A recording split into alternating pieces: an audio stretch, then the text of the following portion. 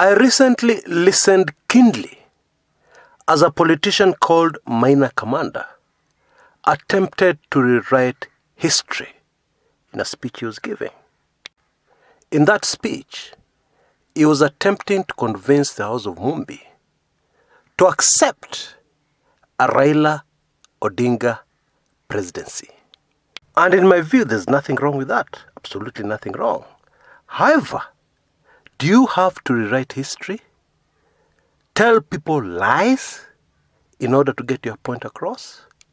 Can you not find another way? And I know it was lies and not misinformation or ignorance. Because the Jubilee nominated legislator said he was 17 years old when Kenya attained her independence. Anyway, in today's show, we shall set the record straight. And we're going to do it in a very interesting and fascinating way by comparing the politics of the late Jaramogi Oginga Odinga, father to Raila, with the politics of Raila Odinga. Now, in case you didn't know, one of the great strengths of Raila Odinga, something that has always confused his opponents, something that has always given him an edge, an advantage, victory in politics, is the fact that his opponents have always made one careless mistake about him. They have always assumed that they are dealing with a younger version of Jaramogi Oginga Odinga. Well, they have found out that that's not true. They have found out that when it is too late. When he has already defeated them politically. Stick around for one of the most fascinating, exciting shows on this channel you have ever taken in for some time. I kid you not. Are you like me, a student of politics? Do you love politics? Do you like to understand things? Do you like to understand politics? Then this is the show for you. Now I have to say something very important. It is impossible to learn anything if you approach a subject with emotions. Emotions will not only cloud your judgment, but it will make sure that you stick to the old version of events that you know, that is convenient to your hatred of a certain personality. And don't worry, this is not a history lesson. I know many of us don't like history. We're going to stick to Raila Odinga the man and his politics and only briefly compare him to what was done in the past, even by his father. But before we get into it, a brief message from some of the people that make this channel possible, with all the research and hard work and costs that go into a video like this one. And I believe information that will also be very useful to some people on this channel. Now, this is quite a good time to buy property. Prices are falling like there was no tomorrow. And I know there are those who will say that ngoja kidogo, wait for the prices to fall even further. But I put it to you that property deals, the negotiations, usually take a long time. So this is the best time to start some serious inquiries, some serious negotiations. So that a few weeks, a few months down the line, when the prices hit rock bottom, you'll be in the perfect pole position to acquire prime property. In Nairobi, for instance. Imagine owning property in Lavington along a road called Mudhangari Road. You can see the details on your screen right now. And you can see the telephone number to call. I know this is the dream of many Kenyans. My late political lecturer used to talk about it all the time. And maybe your father did as well. And you know, as a son or daughter, the dreams of your parents, the ones they did not fulfill, those are the ones you're supposed to make sure you fulfill. Or maybe you're interested in commercial property. All those details you can see on your screens right now. And buying property can be a tricky business if you don't know who you're dealing with. And I'm sure you know that I love you too much to put you in a risky situation. So this is a person I know very well who's dealing with these properties. So take your usual precautions and go for it, knowing very well that it is I, Chris Kumekucha, who recommended it. Right, let's get down to business. It should be very clear to any keen observer of Kenyan politics that there's a very spirited, deliberate attempt to get the Mount Kenya region to start accepting a Raila Odinga Presidency in 2022. There is Maina Kamanda's remarks, and then there are the very latest controversial remarks of a man called David Murathe. And those remarks can be summarized very effectively with the simple, popular Kenyan phrase for 2022 presidency, Raila Tosha. For students of politics, it is a huge achievement for this great son of Kenya that he is still politically relevant today. Whether you like him or hate him, whether you fear him, whether you don't trust him, it doesn't matter. It is still absolutely true to say that it is a huge achievement. Some would say it's a miracle that a man called Raila Odinga is still very politically relevant in the year 2020. Because lesser politicians would have been long forgotten. Even a politician like Jaramogi Oginga Odinga, in his son's shoes, in Raila Odinga's shoes now, would not have managed that achievement. And we're going to discover shortly why I'm saying that. In 1969, when Jaramogi Oginga Odinga was being removed, was being made irrelevant in Kenyan politics, Raila Odinga was in his early 20s. In every family, there's the son who is closest to the father. That is the son who admires the father most and would like to be the father one day when they grow up. And sometimes it's the firstborn, and sometimes it is not. In this case, that son for Jaramogi Oginga Odinga was Raila. And in my opinion, under the very difficult circumstances, the late Jaramogi Oginga Odinga did an excellent job of preparing his son Raila for the future. Raila Odinga ended up in Eastern Europe, actually the former East Germany, for his university education, which of course meant learning a new language, German. The local intelligence community, still learning the ropes of how to run an intelligence service from our colonial masters, the British, were quick to interpret that as Oginga Odinga preparing his son for future communist influence in Kenya. The reality was that for the Odingas, the options were very limited, because Jaramogi used to receive his support from Russia, which occupied East Germany at the time. But let us back up a little.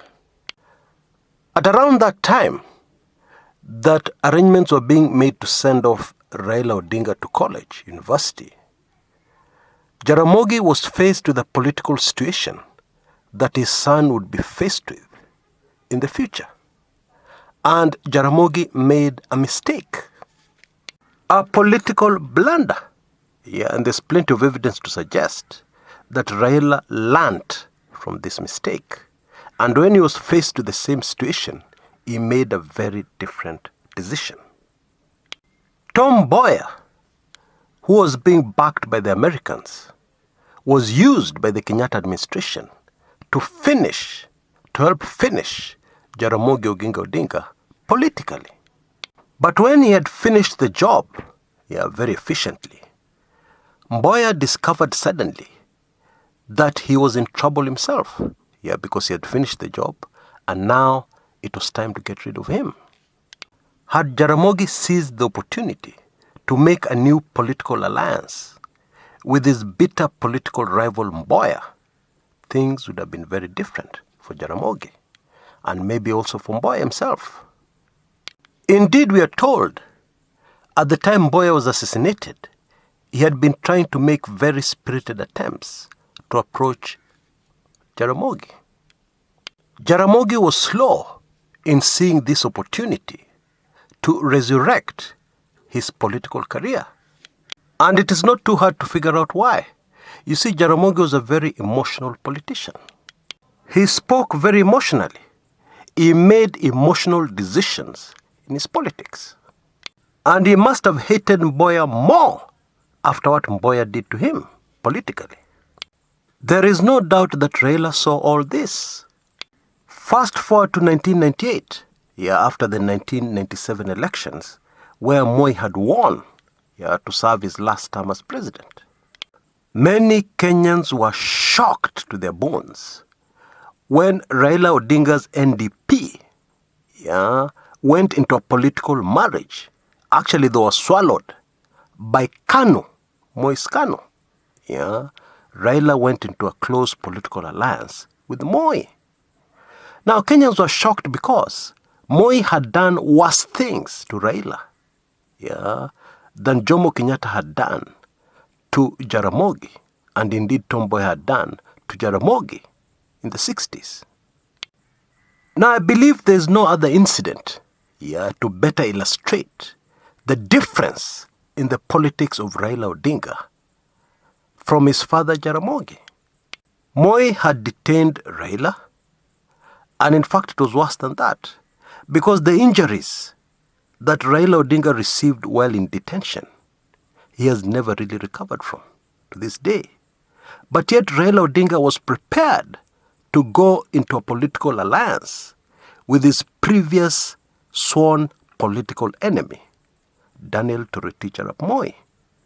Now, whatever anybody wants to say about that ill-fated political alliance, with the benefit of hindsight, we know for sure that it was a very smart political move because it kept Raila politically relevant.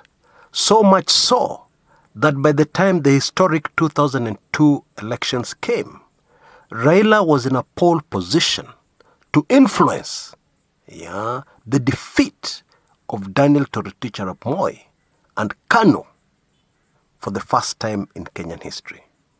And to defeat Moi, he made yet another non-emotional decision in not only joining hands with the people who destroyed his father politically, but making that famous statement at Uhuru Park, Kibaki Tosha, which in essence propelled Mwai Kibaki into the presidency and removed KANU from power. But now, let us go back to Raila Odinga's university education. Now, history teaches us that people tend to promote communism emotionally as an ideology until they come face to face with it and realize it is not the utopia that it is promoted to be, or that it was promoted to be in those days. And Raila must have seen this firsthand in communist East Germany. Now, university students the world over normally get exposed to things which ordinary people would not ordinarily be exposed to. And therefore, they tend to understand a lot of things ordinary folks would not understand. What am I driving at? Now, with the recent events in the world, people have been able to identify more what the cabal are all about. And it has suddenly become crystal clear to the whole world that the cabal are not after human rights and the freedoms that come with democracy. They have all along lasted after total control of the masses the way communism is able to do very effectively. And anybody studying in East Germany at the time, with only a wall separating East and democratic West Germany, would have been able to identify very early on that the world is not black and white and simple as many would like to view it politically. And we can now understand why Raila Odinga managed to come into the crosshairs of the cabal very early on.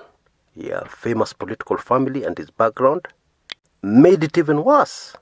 And therefore we can now understand why, as Raila went into politics, his opponents were always able to easily attract support from the powerful cabal. Because the cabal don't like people who understand them or understand how they operate. Those people are a threat. And that neatly explains a very curious incident that happened early in the Daniel Toroitich Arap Moi presidency. Moi, in his innocence, was very determined to bring Jaramogi back into mainstream politics. Because he had been there when he saw what was done to him. And Moi, whatever you want to think about him, whatever you want to say about him, the late Moi, was a very good man. A man who leaned heavily every time towards justice and seeing justice being done. The cabal very quickly and brutally frustrated Moi's plans to bring Jaramogi back into politics. To put it very clearly, Jaramogi was not frustrated because of his previous communist links. He was frustrated because the Odinga family knew too much about the cabal and how they operated. The late Barry Smith, a prophet and evangelist from New Zealand, who spent his entire life talking a lot about the cabal and their methods, like signs on dollars, etc., etc., mentioned Moi many times, in some of his sermons. And I believe one of those videos is here on YouTube. And this is what he had to say about Moi. He said Moi saw and complained about the objectives, the final objectives, of the structural adjustment programs, SAPs, which were being forced on African countries at the time. And the evangelist talked about this while pointing out what had happened to New Zealand, where the government had unwittingly sold all its major assets, actually mortgaged the country and its future to the cabal through its financial institutions like the World Bank. Just an interesting aside here, Moi vigorously fought back, and one of the ways he fought back was through what was to be later known as the Golden Bag Scam. The Golden Bag Scam was just another way the Moi administration was looking for to finance government without the international financial organizations controlled by the cabal. When you understand what I'm saying, you'll be able to clearly understand why Raila Odinga could not be allowed to occupy State House as the head of state in 2007, in 2013, and even in 2017. It goes well beyond local politics, trust me. And all this brings us to perhaps the most explosive revelation I've ever made. Now, the tail end of this recording is way too sensitive to have it here on this public channel. I'm sorry. And therefore you'll have to catch it in my latest weekly intelligence briefings. If you're not yet a member, it's very easy to become one. You can take advantage of my very latest offer, which I've extended. That is, all you have to do is become a member of Club 1999. You can see the details on the screen right now. And you'll automatically qualify for a life membership. You'll never need to pay subscription again. You'll qualify for a life membership to both Club 1999 and weekly intelligence briefings. And therefore you'll get all the back editions of weekly intelligence briefings. And you'll also get this very latest one, which reveals that information too explosive, trust me, for this open channel. And of course, you'll get all the back editions of Club 1999, over 50 highly sensitive videos, Club 1999 videos. I really urge you to go for it, because we live in perilous times. And it's very important that you have as much information as possible on what is really going on around us. It is critical that you have this information. Until next time, this is Chris Kumekucha.